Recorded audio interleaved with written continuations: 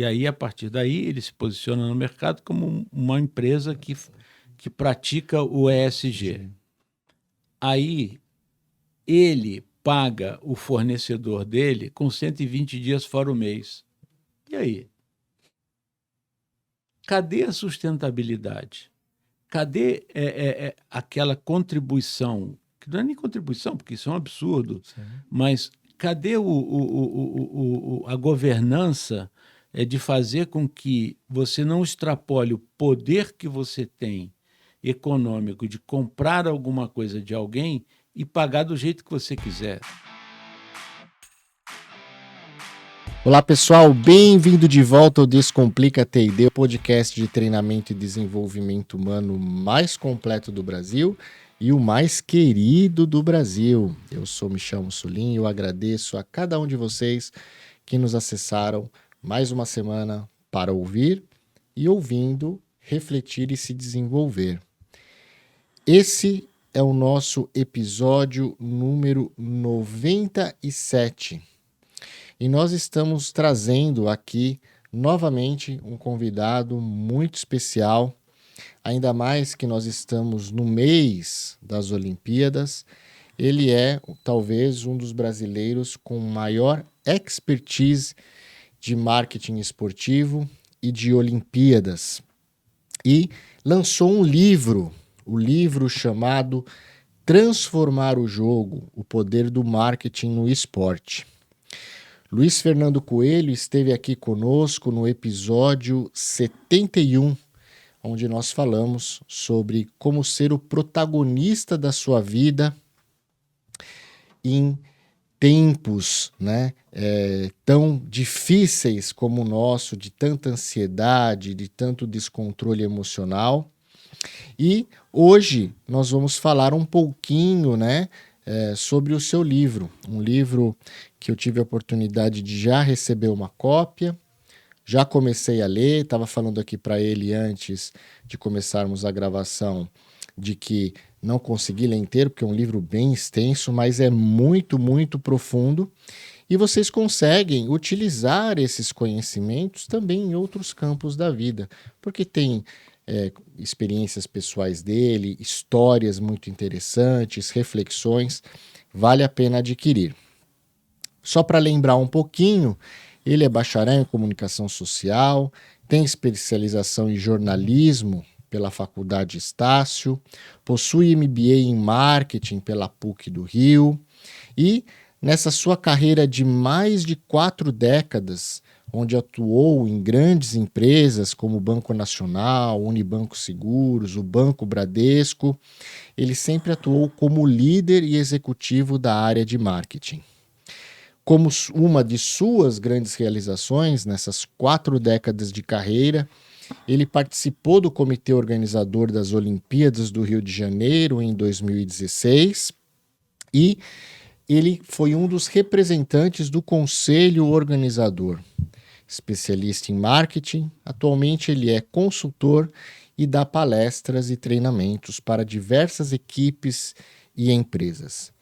Vamos dar novamente nossas boas-vindas, com muita alegria, muita honra de termos aqui novamente Luiz Fernando Coelho. Bem-vindo ao nosso podcast, é um prazer tê-lo aqui conosco.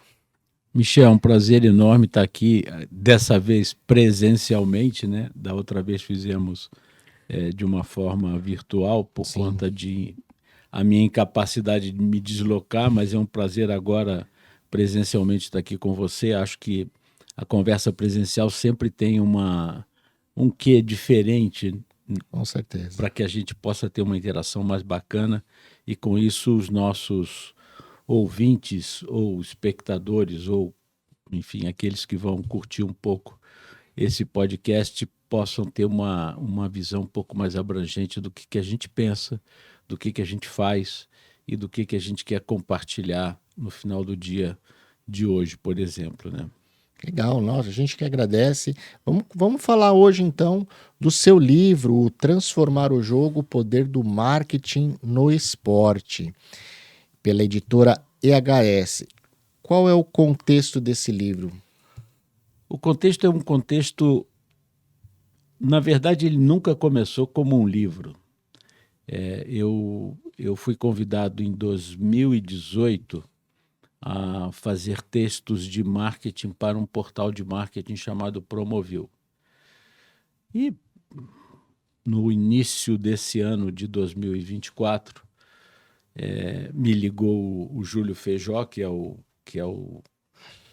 empreendedor desse portal, e me disse assim: Luiz, eu estou te ligando porque eu quero te agradecer, porque nós vamos publicar o seu texto de número 120. Aí eu disse assim: ô Júlio, pô, eu sei que todo mundo que vai fazer comunicação porque detesta matemática, mas não sabia que você não sabia nem contar.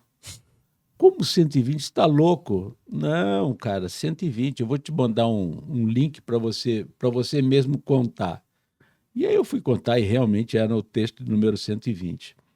E eu tinha muita gente à minha volta dizendo o seguinte: Luiz, deixa de ser velho e, e entende que hoje em dia a gente precisa ter produtos virtuais, online, no digital. E aí falaram: putz, não é possível que você não tenha nesses 120 artigos, meia dúzia que você possa publicar. Bom, eu trabalhei uma semana debruçado nesses artigos e acabei construindo 3 livros. Porque, Michel... Sim, história e conhecimento você tem bastante. Né? E é uma produção de 120 artigos, né? Sim. Então, e foi isso. Aí a gente determinou que esse livro, Transformar o Jogo, fosse o primeiro por conta do período que a gente ia lançar. Então, tem Olimpíadas, teve a Copa da UEFA, teve a Copa América, enfim, um tema de esportes numa época forte, onde você vai ter o maior evento esportivo desse planeta, que são as Olimpíadas de Paris. E essa Olimpíada em especial, ela é extremamente icônica, porque é a primeira depois da pandemia. Sim. Ah, não, teve Tóquio. Teve Tóquio, mas Tóquio não teve público. Sim. E é muito diferente quando tem público e quando não tem público, né? Então, é a primeira Olimpíada que novamente assume o protagonismo que ela tem na cidade onde ela vai ser realizada. Os organizadores organizaram de uma forma que os pontos turísticos da cidade vão receber algumas modalidades. Então, ninguém construiu estádio, nada disso. São todas, a maioria são espaços onde já existem aquele charme da cidade, né? Sim. Então, por exemplo, a arena de vôlei de praia é quase que embaixo da Torre Eiffel. Uhum. Então, é um cenário magnífico, né? Vamos ter, daqui a 2 dias, na próxima sexta-feira, a primeira vez que uma cerimônia de abertura não será feita dentro de um estádio.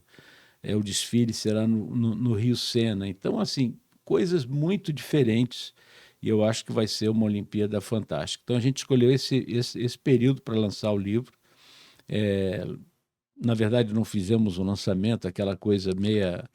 de livraria. de livraria, não sei o quê, porque o livro não está em livraria, o livro está na internet, tem um link na minha bio, tanto no LinkedIn quanto no Instagram, e lá você clica e cai direto na página de venda, escolhe o que você quer e a gente manda. Se for o livro físico, a gente manda na sua casa. Se for o livro virtual, você recebe imediatamente, né? Então, esse livro ele tem 27 artigos que falam de formação, falam de educação, falam de racismo, diversidade. Eles falam até de marketing em algum momento, sabe? Porque não dá para falar sobre essa, não dá para falar sobre esporte sem você pensar naquilo que no final do dia esporte que é entretenimento. Uhum. E, infelizmente, aqui no Brasil, a gente ainda não tem essa mentalidade, essa capacidade, né? Eu vi, por exemplo, a transmissão da final da Copa América entre Argentina e Colômbia, naturalmente torcendo para a Colômbia, né?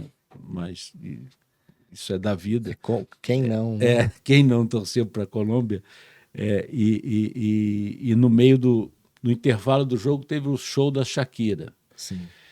E eu vi que parte da imprensa brasileira começou porque vai demorar mais do que 15 minutos. Pô, o show da Shakira. Pô. Então, sabe aquele ranço do antigo? Cara, o cara que está no estádio, ele quer um espetáculo na frente dele. Sim. E o americano é muito bom nisso, Muito né? bom de nisso. casar. E os caras fizeram um show assim. Não sei se Shakira é bom ou é ruim, não estou avaliando isso. Eu estou avaliando o fato de que o cara que pagou para estar naquele jogo, ter um show daquele jeito é muito bom. Sim, e é um nível alto, né? Altíssimo, de tecnologia, de visual, de tudo. Então, o livro ele trata disso, né? Dessa questão do entretenimento, da formação, de como os patrocinadores, por exemplo, deveriam ter algum tipo de influência, mas não têm, ou se omitem, ou sei lá o que fazem. Os dirigentes, infelizmente, a gente tem mais dirigente torcedor do que dirigente profissional. E quando você começa a torcer, você perde a razão. Enfim, é disso que a gente fala em cada um dos artigos. Eu queria começar com um aqui que eu gostei, até porque eu gosto muito do profissional, que é o Zé Roberto, né? Antes da gente falar dele. Mas só voltar um pouquinho quando você comenta sobre essa questão dos organizadores serem mais torcedores do que pessoas qualificadas para fazer a gestão, né? Eu achei muito interessante essa sua análise crítica, esse seu olhar, né? Eu não tinha tido, da forma como está sendo organizada lá em Paris e aproveitar espaços já existentes e espaços icônicos para que a Olimpíada aconteça. Além, logicamente, de você apresentar, né, ou reapresentar para o mundo diversos pontos turísticos da França e que com certeza vão plantar uma sementinha de vontade depois das pessoas irem para a França, né, e fomentar o turismo, logicamente. Nós temos também, eu acho que o respeito com o dinheiro público de não investir naquilo que não precisa, né? Se a gente voltar aqui na época quando a Olimpíada ocorreu no Brasil, em 2016,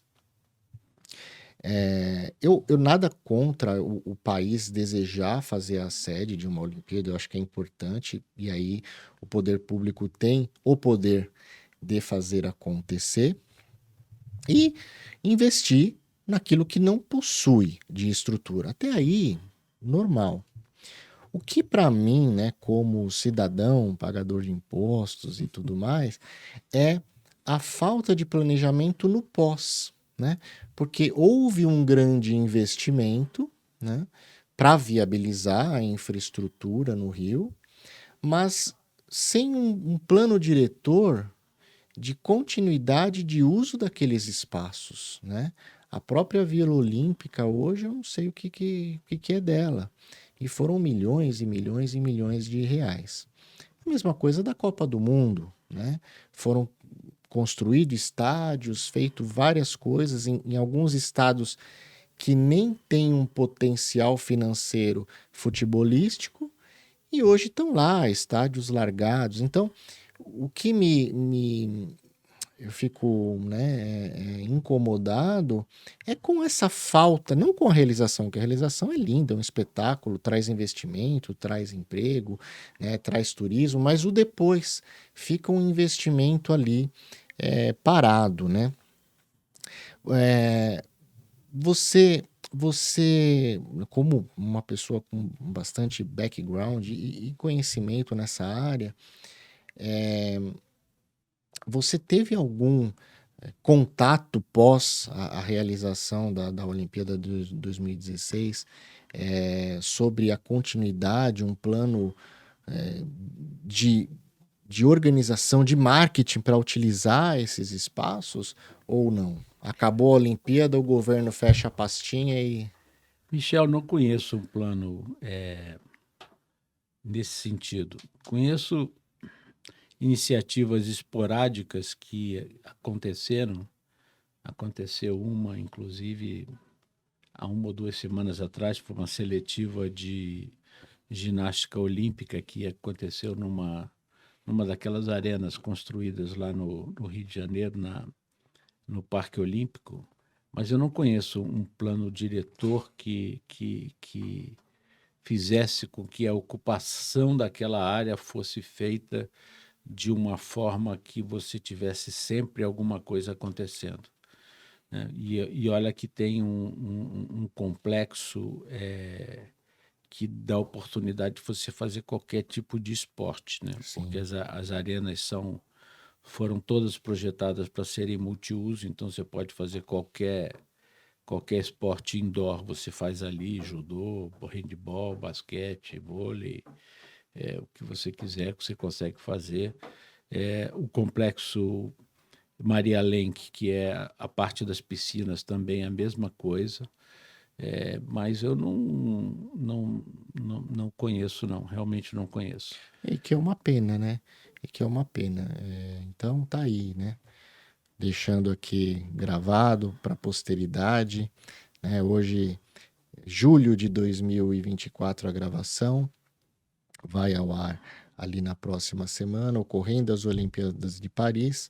A gente aí em vésperas aí de eleições municipais em todo o Brasil, que fique aqui, né, o nosso comentário e a nossa sugestão, tantos experts que existem no nosso país para criar esses planos diretores, otimizar o uso dos espaços públicos, gerar renda para as cidades, né? Não é só o respeito ao dinheiro público no investimento inicial, mas gerar rendas. Então, está aqui um grande nome para vocês consultarem.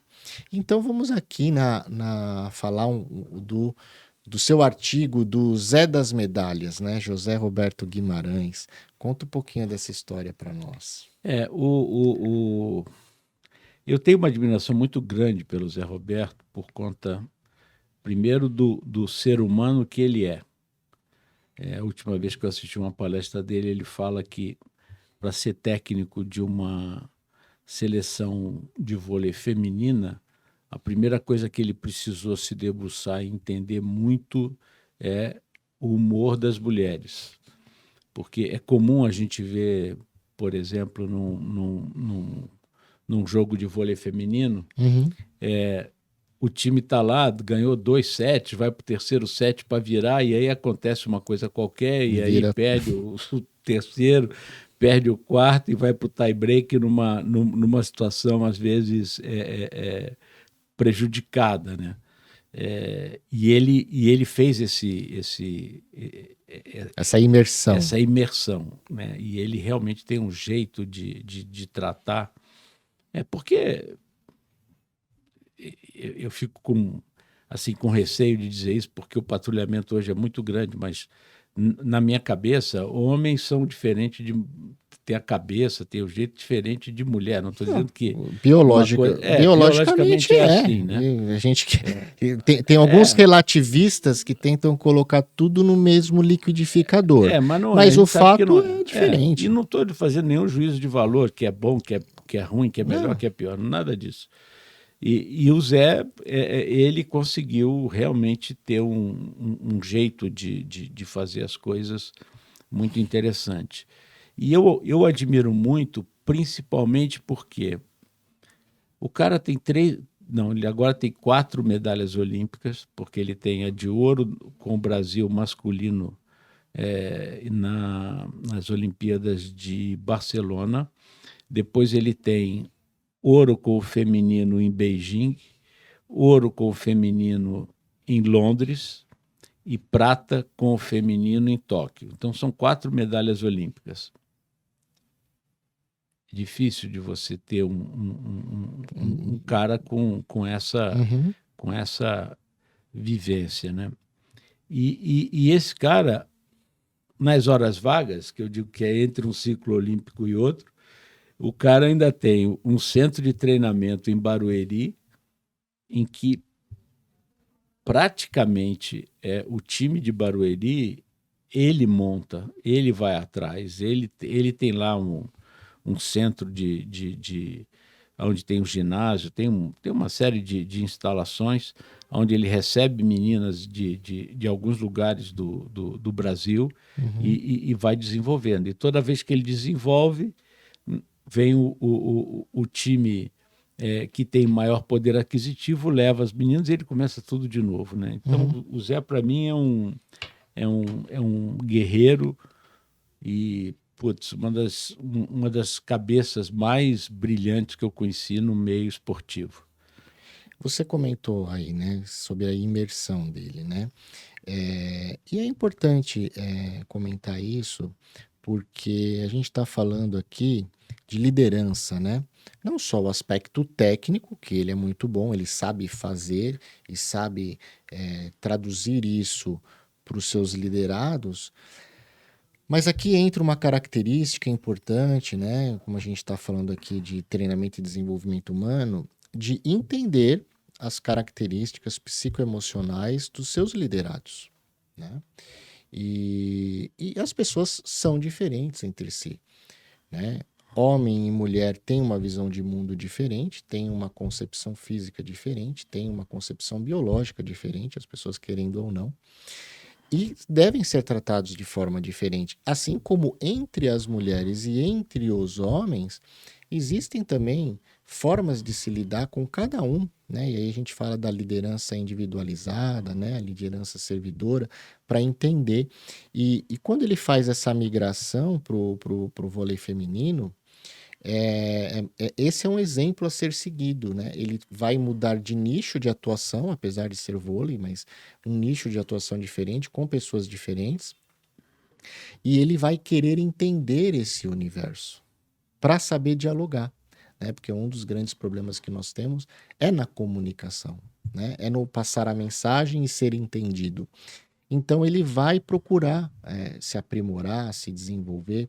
E essa é uma dica muito interessante para todos, né? Quando a gente vai mudar de funções, mudar de departamentos, mudar de empresas, a gente precisa entender, né, como se comunicar com o outro, né? E esse investimento que ele fez em procurar entender esse mundo fez o sucesso, né? Somado à competência técnica dele. A comunicação entre as pessoas talvez seja o maior desafio que um líder tem em relação às suas equipes, né? Se você não conhece a reação que você vai causar ao falar, ao agir. Exatamente. Fica difícil. Fica muito difícil. E aí, nesse sentido, pegando aqui mais uma história sobre o fair play, né? E a preocupação com a educação, né? Esse artigo que você fez em 2023, em que nós estávamos na época ali de convocação do time do Brasil para a Copa do Catar e um episódio ali envolvendo, né, um jogador brasileiro, Daniel Alves, todo mundo acompanhou, em que ele foi convocado e existia ali uma acusação, né, de estupro. E que hoje a gente já sabe, já foi julgado, já foi condenado, enfim, infelizmente uma situação não só ruim para o Brasil, mas principalmente para ele, né, como pessoa. Mas enfim, há ali naquela época ali, né, 2022, né, uma convocação dele nessas circunstâncias. Alguns ali disseram que não poderiam penalizar o jogador, o profissional, porque ainda estávamos na áurea ali das alegações, das acusações, então não poderiam se julgar ele antes do julgamento oficial e impedir ele de ir para uma Copa. E outros, né, defendiam que, apesar, né, de estarmos ali nas alegações, teria que se ter um cuidado com a representatividade da imagem, né, Brasil, né, como país até, mais do que a seleção que representava o país, mas com o país, ou seja, um país que levava um jogador que estava passando por um processo desse. Conta um pouquinho dessa sua análise, né, que você faz sobre o fair play, né, e essa regra de ética, conduta, educação no esporte. Michel, esse para mim é talvez um dos pontos principais do livro, porque ele é abordado em alguns artigos, não só nesse. E nesse sentido, eu vou caminhar um pouquinho e trazer para o final da Copa do Catar. Tá? Né? Final da Copa do Catar, a Argentina vence e na hora da premiação, o goleiro argentino é eleito o melhor goleiro da Copa do Mundo. E faz uma obscenidade. E faz uma obscenidade que eu fico imaginando o que isso representa para o garoto que joga de goleiro argentino, e ele é um ídolo na Argentina. Sim. E fico imaginando como é que ninguém fez nada. Ao contrário, o presidente da FIFA estava presente, o Sheik estava presente. Eu tenho uma foto que o Sheik abre um olho desse tamanho e diz assim, o que está acontecendo aqui? Se sou eu, na hora, o troféu não é mais seu, você não é mais o melhor goleiro da Copa, porque eu não posso assinar embaixo um exemplo dessa natureza. Uhum. E, ao contrário, o que aconteceu? 3 ou 4 meses depois, ele foi eleito o melhor goleiro em atividade daquele ano pela própria FIFA. Novamente foi reconhecido, né? Novamente reconhecido. E hoje ele jogou a Copa América. Veja, a questão técnica dele não está em jogo. Ao contrário, ele é um excelente goleiro. Só um índice que ele tem na seleção argentina, ele defendeu 50% dos pênaltis que bateram contra a seleção argentina. Só isso. Isso é um baita do número. Né? Mas, e o exemplo? Aonde fica?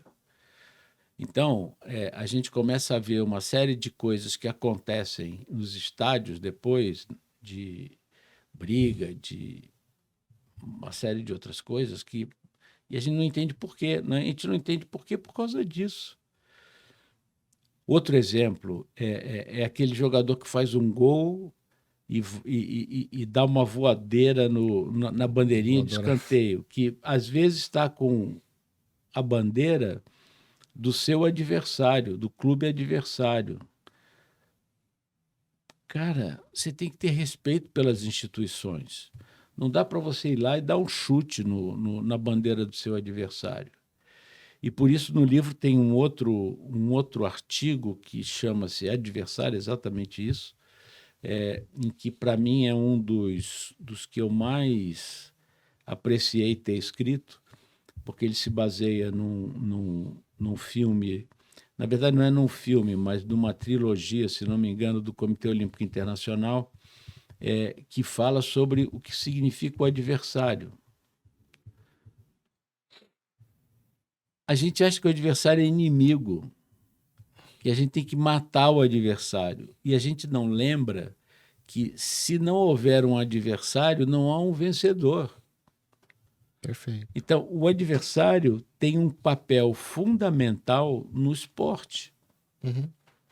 Porque é a partir do que você consegue contra os seus adversários que você consegue ter sucesso ou não. Uhum. E se desafiar, né? E se desafiar. E se desenvolver. E se desenvolver. Então, o que acontece aqui no nosso país? No nosso país, vamos fazer uma liga de futebol, já tem 2. Por que tem 2? Porque ninguém chega a um acordo sobre o poder econômico, quem recebe mais do que quem. Dinheiro. E os clubes que têm mais dinheiro querem continuar recebendo mais dinheiro. Se o mesmo clube for campeão todo ano, não tem campeonato no longo prazo. Porque fica chato. Sim. Né? Fica chato. Fica monótono. Não tem adversário. Enquanto isso, você olha para a NBA, por exemplo, quando termina a NBA, aquele clube que ficou na pior colocação é o cara que tem mais chance. A primazia do a draft. Primazia do draft. Para quê? Para que no ano seguinte ele esteja mais forte e haja mais competição. Sim. Porque quanto mais competição, mais emoção, mais a disputa virar um espetáculo, tem mais gente. Sim, tem mais dinheiro para todo mundo. É mais inteligente, né? É mais inteligente. Aquela indústria vira alguma coisa que faz sentido. Então, assim, por que os estádios... Não é o caso do Campeonato Brasileiro hoje em dia, mas se você for olhar num passado recente, não tinha público. Sim. Não tinha público. É que hoje as coisas melhoraram muito em termos de... E teve muitos investidores, né, internacionais que vieram, aportaram muito dinheiro, compraram clubes, enfim. Então... e hoje você ainda tem uma coisa assim que parece ser uma ameaça. Eu não sei, eu não tenho nenhum dado firme para afirmar que é uma ameaça. Mas se você olhar hoje, quem são os patrocinadores dos grandes clubes brasileiros são todas casas de aposta.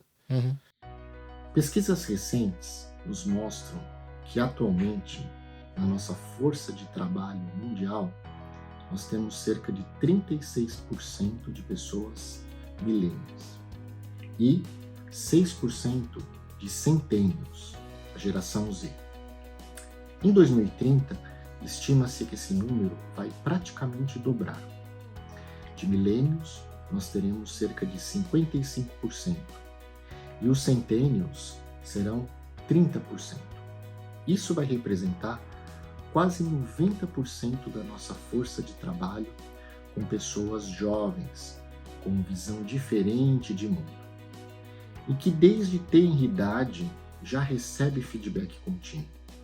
Através dos smartphones, elas recebem notificações a cada minuto de uma atualização, seja dos seus comentários, dos seus posts, dos seus programas favoritos, da sua música nova que foi lançada. E quando elas entram no mercado de trabalho, nesse nosso mundo paralelo, elas acabam recebendo feedback de seus gestores apenas uma vez por ano. Algumas vezes, 2 vezes por ano. E muitas vezes sem o detalhamento correto. Porque como nós vamos lembrar de tudo o que aconteceu durante o ano? Pois é.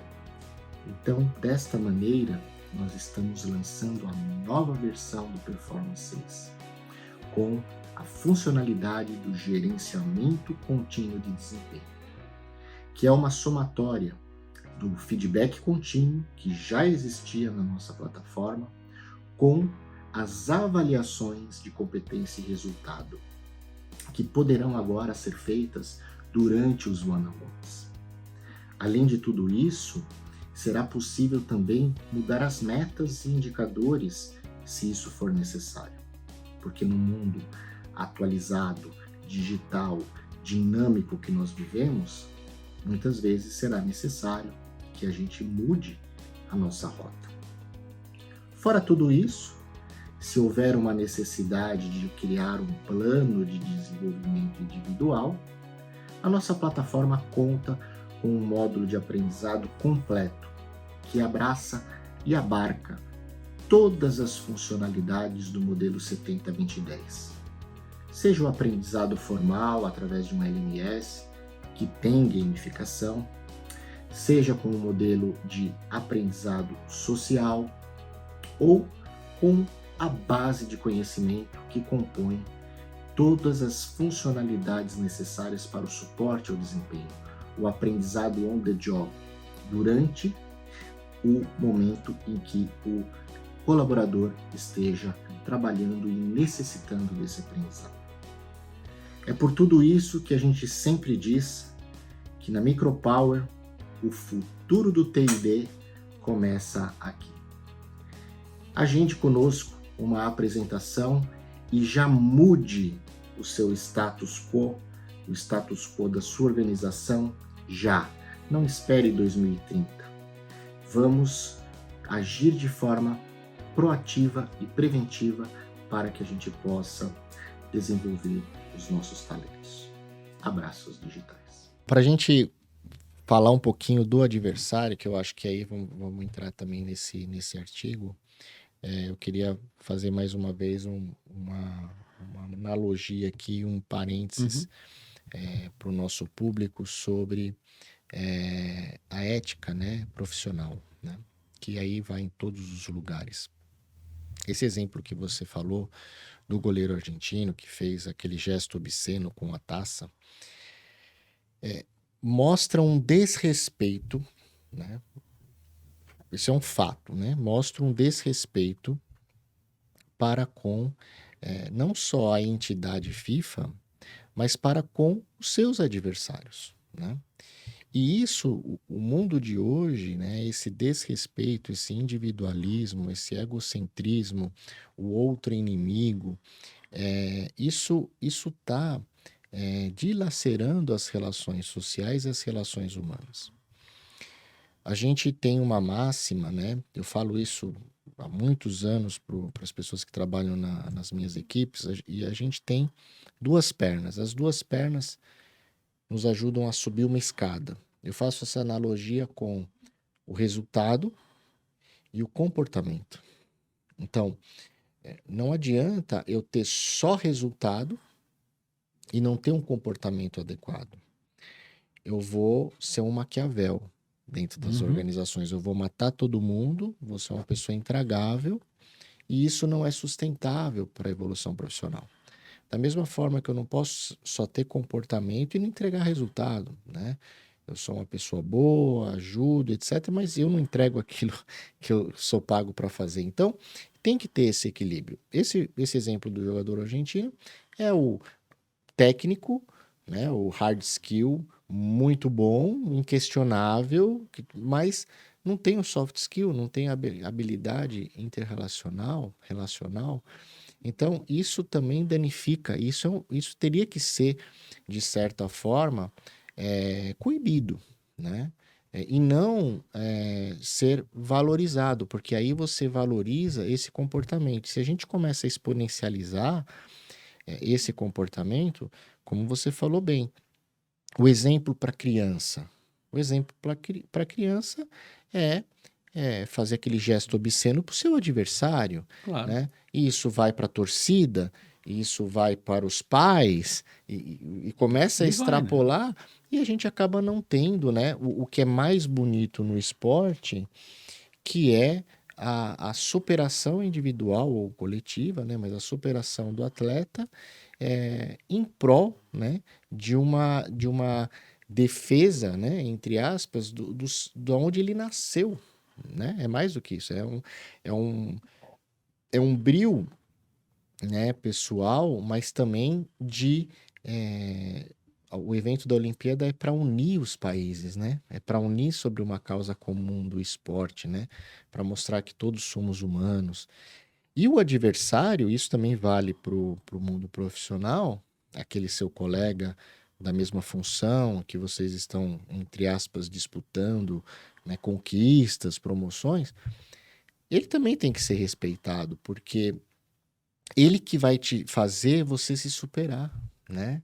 Você querer fazer o seu melhor, você querer estudar mais, trabalhar mais, apresentar os resultados melhores.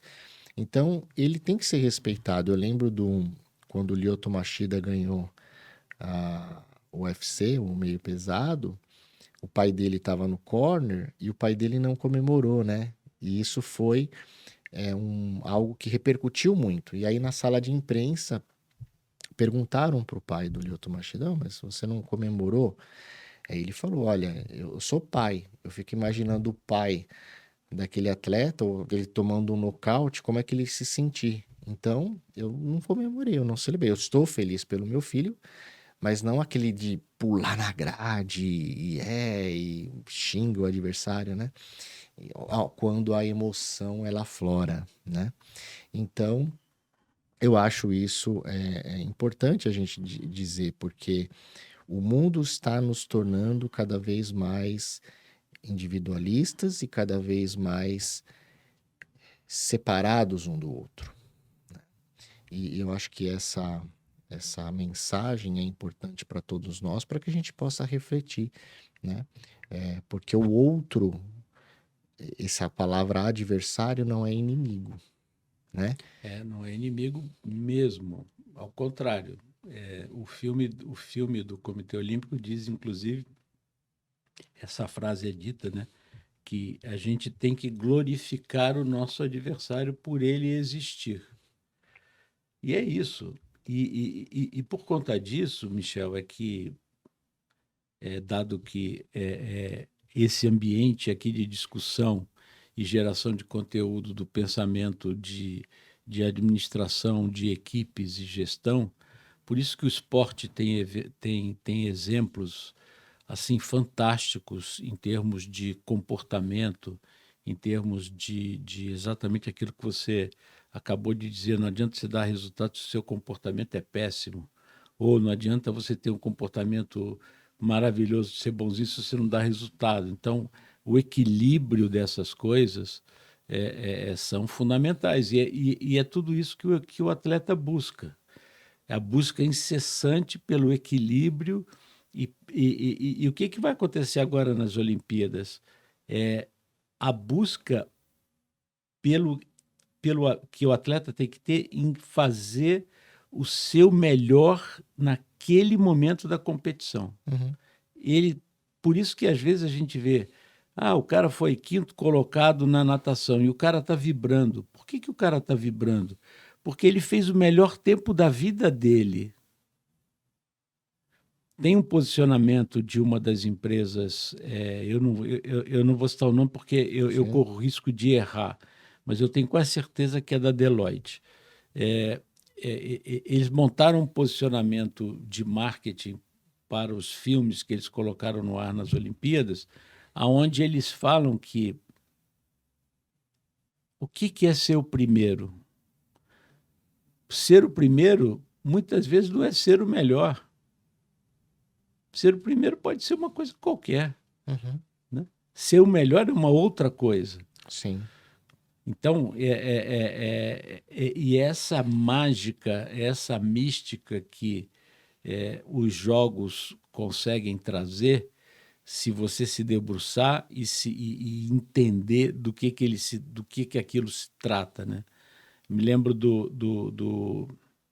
dos filmes que a P&G fez logo se não me engano, os primeiros foram em Londres, que o filme era baseado nas mães dos atletas.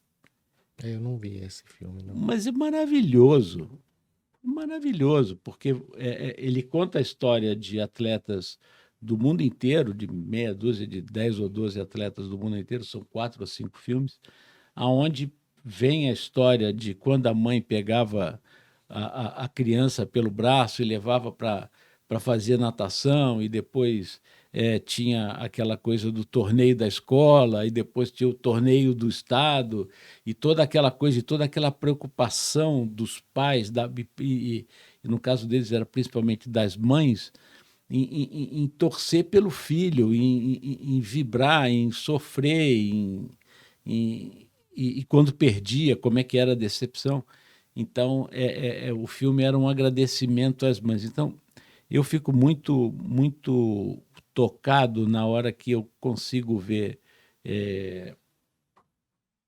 empresas que conseguem entender aonde elas estão e transformar aquilo numa mensagem positiva para as pessoas, né? Então, no caso da P&G, né, todo o reconhecimento que a gente, e não importa se é atleta ou não, mas a gente tem que ter pela nossa mãe, Claro, né? claro. Porque ela foi um dos nossos faróis a vida inteira, em termos de formação, em termos do que a gente de como a gente proceder. Então, por isso que eu acho que o esporte é fantástico para que você possa desenvolver pessoas nessa nossa área de atuação, de gestão, administração, enfim. Aqui a gente, né, depois vai pensar um pouquinho aí a resiliência para falar da Adria Santos, né, que é a maior medalhista paralímpica brasileira, com 13 medalhas. Mas antes da gente falar um pouquinho sobre a resiliência, você tocou um ponto interessante, que é o fazer memória, né? A gente nas empresas, na nossa vida também, dificilmente a gente faz memória. Eu lembro, quando eu trabalhava no setor automotivo, na GM, o senhor Pedro Manouchian, né, que ainda é vivo, ele foi o vice-presidente de engenharia lá e eu tive a oportunidade, a honra de trabalhar com ele diretamente como seu assistente técnico. E ele trouxe, né, o home room, que se chamava, que era o conceito da engenharia global para o Brasil, né? Na época, em 2006, a GM queria criar centros de engenharia globais, onde o projeto do carro seria feito em qualquer parte do mundo, validado, e esse carro aí sim seria produzido aonde fosse necessário. Então, o Brasil, ele era o home room de picapes, tá? Por conta da S10, da picapes pequenas, né? Por conta da S10. O Brasil, então, qualquer picape pequena seria desenvolvida, validada pela engenharia brasileira e produzida a nível mundial. Então, essa nova S10 e a nova Blazer foram desenvolvidas nesse sentido. Então, foi uma pessoa que, além de ser técnico, muito técnico, ele tinha muito dos soft skills para navegar nessas estruturas internacionais, estratégico, e trouxe para o Brasil, né, o Centro de Desenvolvimento Global de Engenharia. Muito bem. Quem hoje faz memória dele lá, né? Praticamente ninguém. As pessoas que entraram após ele ter se aposentado nem sabem quem é Pedro Manouchian, né? E foi um ícone da indústria automotiva brasileira, né? Por esse feito, né? Foi a única montadora que teve um centro global de engenharia. Tanto que hoje o Brasil já não é mais centro global de engenharia. Mas ele criou, então, por exemplo, o campo de provas de Cruz Alta, que fez 50 anos recentemente, ele era teve tanto investimento que você conseguia validar carros para qualquer característica de tempo, né, para o mundo, né? E ele que trouxe todos esses investimentos. Então, assim, fazer memória, eu quis fazer esse parente, porque nas empresas, né, a gente muitas vezes acaba não valorizando a história pregressa das pessoas que vieram antes de nós. Se hoje nós estamos aqui é porque teve uma história. E algumas dessas pessoas até estão no dia a dia das empresas, né? E a gente acaba, velho, né? Não dá essa valorização. Então, esse ponto que você comentou é interessantíssimo, né? Para a gente fazer memória, é importante fazer memória, né? Para a gente valorizar quem veio antes da gente, né? E que pode nos ajudar muito. Assim como eu digo aqui, pessoal do Comitê Olímpico aí brasileiro, né? Temos aqui o nosso amigo Luiz, expert em marketing esportivo, em organização de Olimpíada, né? E a gente estava falando aqui um pouquinho antes da entrevista que sequer foi consultado para algumas ações que estão ocorrendo. Então, vamos tentar relembrar, né, as pessoas que realmente têm conteúdo e história que podem nos ajudar. E aí, indo para a resiliência, Adria Santos, né? Medalhista paraolímpica, né? 13 medalhas de atletismo, né? Fala um pouquinho desse artigo. A Adria é uma Filha das... do vento, que É você a chama. filha do vento, São 3 pessoas que eu homenageei no livro, e só 3. O Zé Roberto, a Adria e o Daniel Dias, que também é um nadador paralímpico. Mas vou falar da Adria, que é uma pessoa que... O Daniel ainda está vivo aí, em termos de lembrança na cabeça de quem mexe com esporte.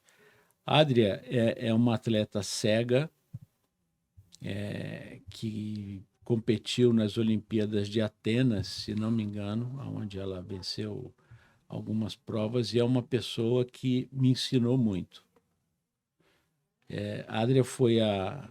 Eu, o preconceito o nosso preconceito com as coisas que a gente não conhece é muito grande, né?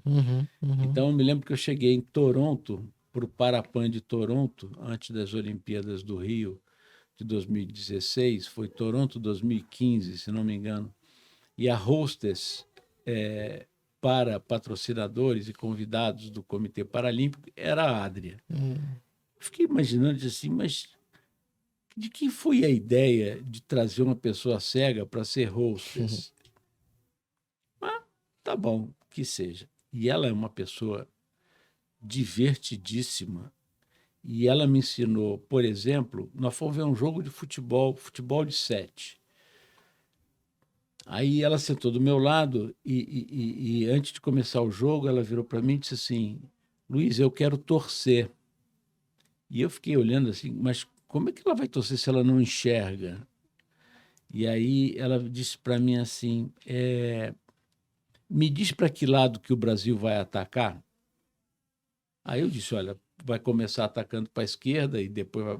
Enfim, não importa que lado que era, mas o fato é o seguinte: a partir do momento que eu dei essa referência para ela, ela sabia exatamente o que estava acontecendo no campo. E torceu o tempo todo. Em outra oportunidade, eu desço do meu quarto no hotel, está chegando a Adria de fora. E aí eu virei para ela e disse assim: onde você foi? Eu disse assim: eu fui no aquário aqui de Toronto. E eu fiquei, o que ela foi fazer no aquário, né? E aí ela completou rapidamente. E é lindo. E uma terceira oportunidade que me aconteceu e me ensinou muito.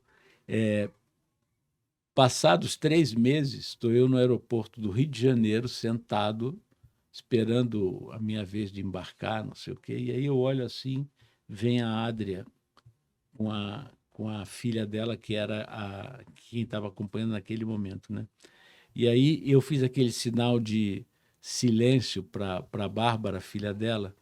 Aliás, um beijo na Bárbara, que agora vai ser mãe. Ela entendeu e eu parei na direção que ela estava vindo, eu parei na frente dela e ela não encostou em mim. Ela parou assim, na minha frente, quase que nariz com nariz. E aí eu disse assim: duvido que ela vá saber quem eu sou, porque ela me viu uma vez durante 3 dias. Aí eu tirei o óculos, aí ela passou a mão assim na minha cara, assim, disse assim. Aí virou para mim e disse assim: oi, Luiz, tudo bem com você? Eu disse assim: eu virei para ela e disse assim: ô, André, tu tá me enganando, tu não é cega, tu enxerga, né? E assim, eu fico imaginando se eu tivesse perdido a visão, como seria.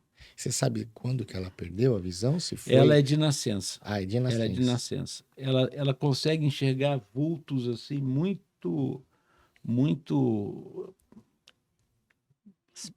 pouco com Entendi, muito pouca definição. entendi. E ela fez, por exemplo, ela fez uma aposta com o Johansson, que hoje é um abraço para o Johansson também, que hoje é um vice-presidente do Comitê Paralímpico, de que ele não ganharia 2 medalhas no Parapan. E que se ele ganhasse 2 medalhas no Parapan, ela entraria numa banheira de gelo.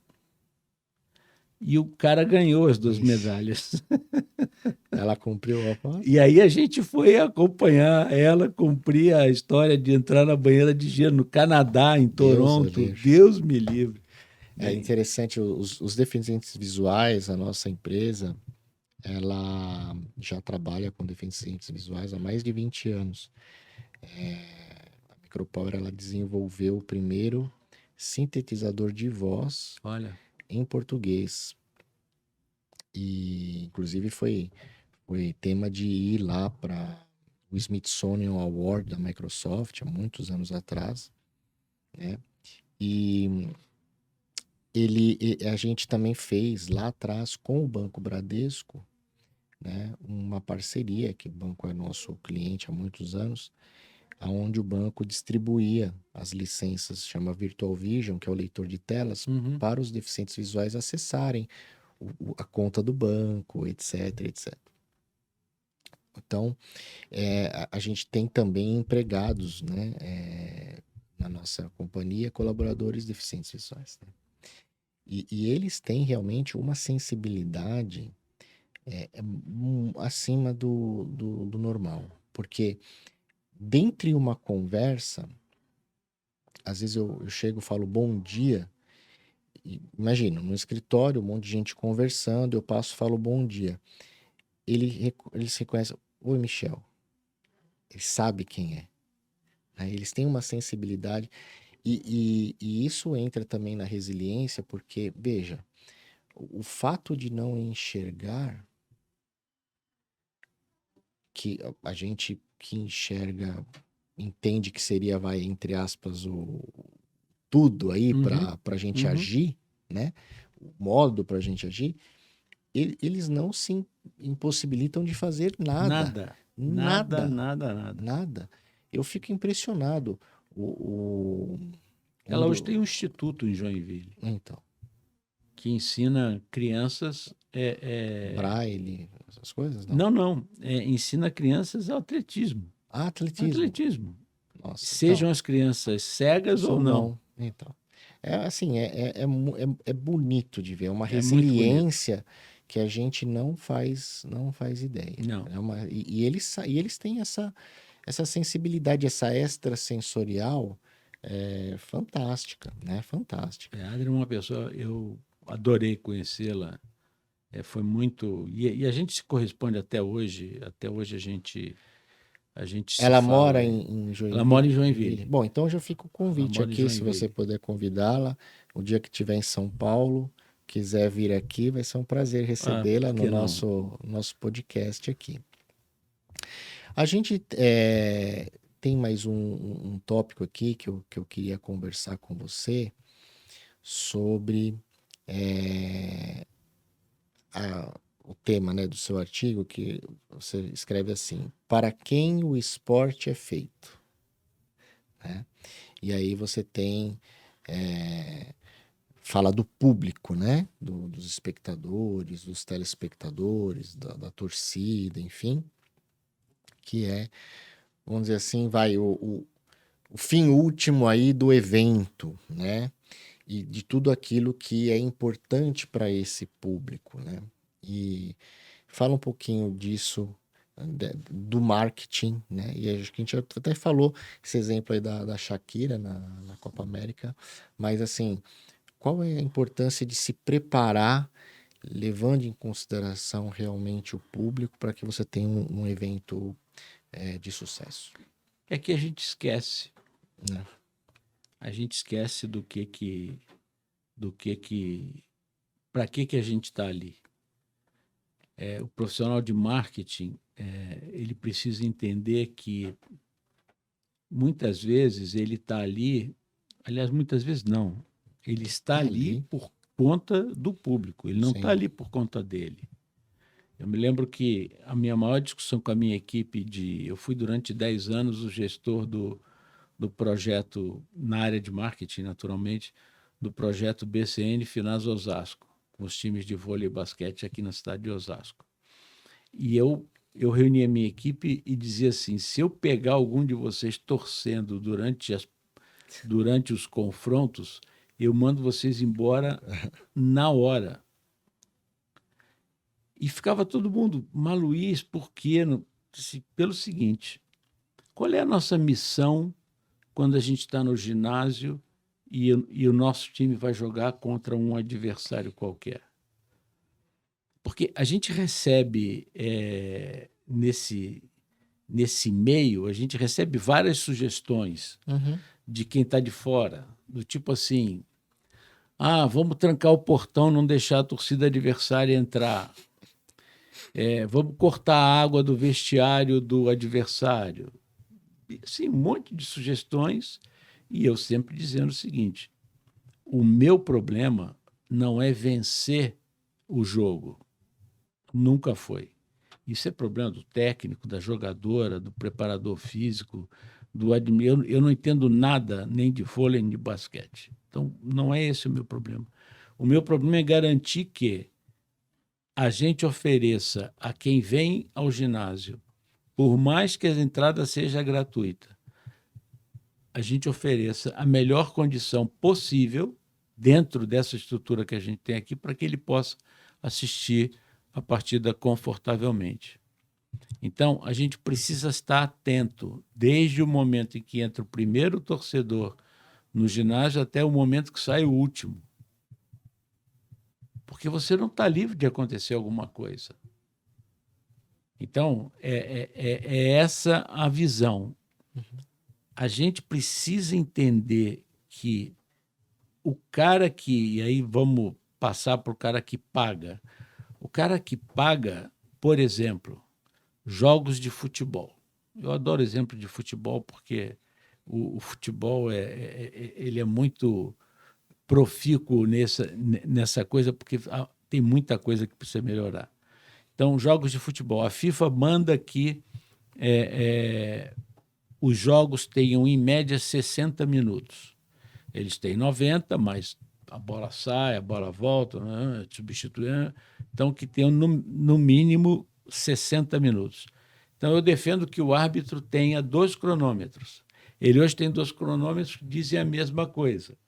Mas eu queria que ele tivesse 2 cronômetros que dissessem coisas diferentes. Do tipo assim: um vai marcar os 90 minutos, o outro vai marcar os 60.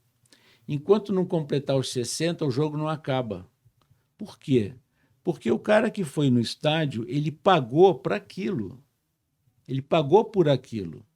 E não para ver aquele negócio, né? Quando a gente pensa no esporte, no espetáculo, tem que pensar no espetáculo, tem que pensar no público. Então, assim, não importa se eu torço para um time que precisa vencer aquele jogo, e aí começa a fazer cera. Não pode. O torcedor pagou pelos 60 minutos. O cara que comprou o streaming, a TV a cabo, ele pagou por aquilo. A gente tem que respeitar esse tipo de coisa. Eu sei que você vai dizer assim para mim: Luiz, você é um sonhador, você é utopia, mas a gente tem que ter o sarrafo lá em cima. Não, mas isso que você está falando, ele é vamos dizer assim, se a gente pensar na racionalidade do negócio e na racionalidade das responsabilidades, você está coberto de razão, porque a pessoa do marketing, ele tem que primar pelaquele que está pagando para assistir o evento, né? Para estar naquele evento. Ou, mesmo que não esteja pagando eventos gratuitos, que ele tenha um mínimo de condição ali de assistir o evento com uma qualidade, né? Independente das torcidas, né? Exatamente. Então você está coberto de razão nesse aspecto, né?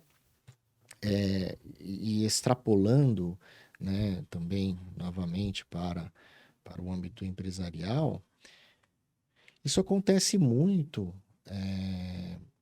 Quer dizer, não acontece dessa forma que você pensa, né, dessa forma ética, mas com empresas que acabam posicionando os seus produtos que não são.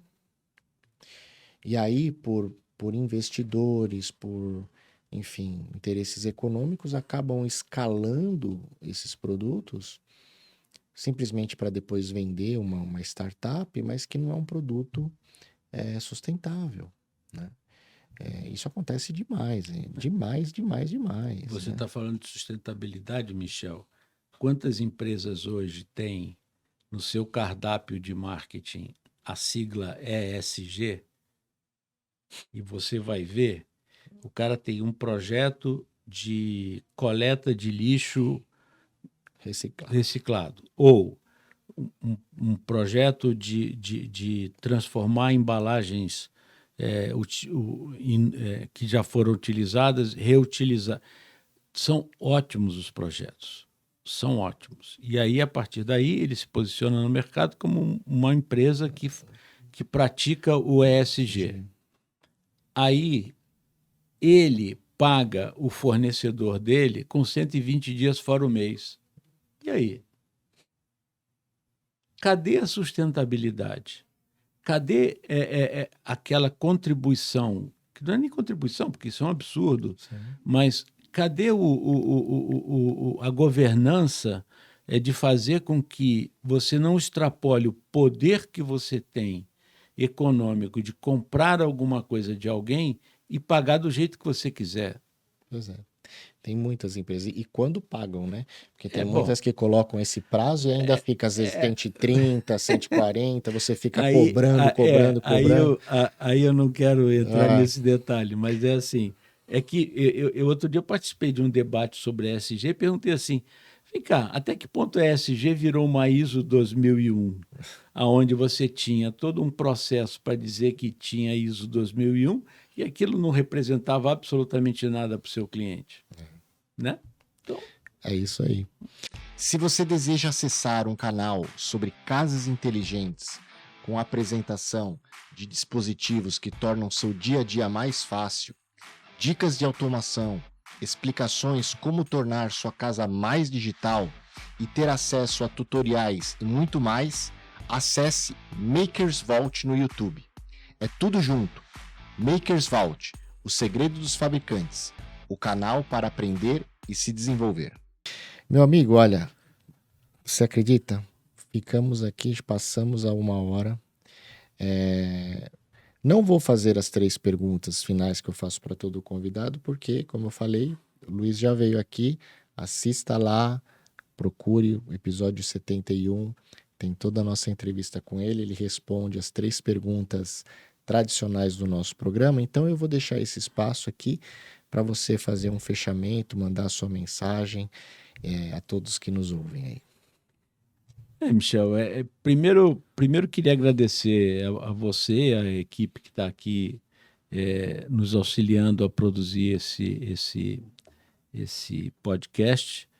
Às vezes a gente esquece, né, que só é viável Por a causa gente. deles aqui, o Rodrigo, o Exatamente. Alexandre que estão aí. Senão a gente não conseguiria estar fazendo isso aqui. Então, agradecer a eles pela paciência de estar aqui, por tudo que ainda vai acontecer até que o podcast Sim. vá para o ar. O Leonardo também, que faz as nossas Edições, enfim. Então, isso é importante. Agradecer as pessoas que vão ouvir, ver. Eu fico completamente à disposição para qualquer pergunta que exista, qualquer sugestão. Eu adoro quando vem uma sugestão, uma crítica, porque eu não sou dono da verdade, ao contrário, nem pretendo ser, mas sempre que se estabelece uma interação e um diálogo, é bacana até para o meu crescimento. Claro. Né? Eu digo que depois de ter trabalhado tudo que eu trabalhei a minha vida inteira, o meu propósito hoje é compartilhar o que eu sei, porque no momento em que eu compartilho o que eu sei, a pessoa que está me ouvindo e me dando feedback, ela está me ajudando a aprender um pouco mais sobre Claro. aquele assunto, né? Então, é isso. Eu acho que queria só agradecer. O livro está aí, é um primeiro, daqui a pouco vai ter um segundo no final do ano, mas isso aí é outra história, é outra pegada, aí sim mais voltado para o nosso ambiente de negócio e formação de equipe profissional, enfim. Mas esse livro, Transformar o Jogo, tem muita coisa que, se a gente souber entender, analisar e trazer para o nosso dia a dia, vai fazer alguma diferença para todo mundo. Com Muito obrigado. certeza. E a gente que agradece. Gente, se vocês pegarem o livro, eu recomendo. Eu recebi aqui a minha cópia eletrônica. Vou esperar aí a minha cópia física com autógrafo. Eu também. E nós temos aqui dezenas de artigos, né? O que é legal, como eu faço, né? Uma sugestão. Ao ler um artigo, procurar fazer aquela reflexão e analogia sobre a mensagem daquele artigo em relação à sua aplicabilidade na sua vida, né? Independente do nicho, seja pessoal, seja profissional, seja relacional.